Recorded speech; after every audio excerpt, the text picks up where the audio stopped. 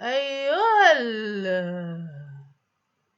أيها الناس، لقد قمت بهذا الفيديو من أجلكم ومن أجل مصلحتكم، أجل الثورة والشعب جميل العريضة، إمبريالية والتوسعية، توسعية من التوسع والإمبريالية من الأنبرة.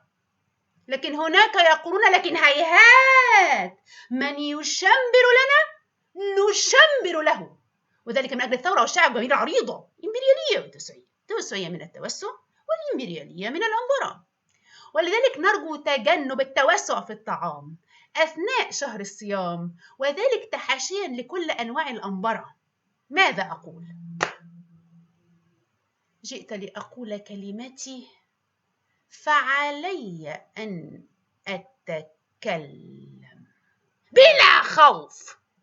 لن أخشى شيئا أبدا، لن أخشى في الحق باطش ولا لوم لائم أبدا. هذه نفحات تاريخية، ورغم ذلك فالمرأة المصرية تدخل المطبخ ل6 ساعات تطهو طعاما لا يؤكل منه إلا الفتات، ونقول ونعيد ولكن هيهات، من أجل الثورة والشعب جميل عريضة، إمبريالية بالتوسعية، توسعية من التوسع والإمبريالية أنبرة. ولذلك نرجو تحاشي الأفورة كي لا نقاسي من ويلات الأنبرة. رمضان مش شهر الأكل يا جماعة.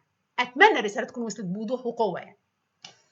أشكركم وفي انتظار تعليقاتكم، والسلام عليكم ورحمة الله وبركاته.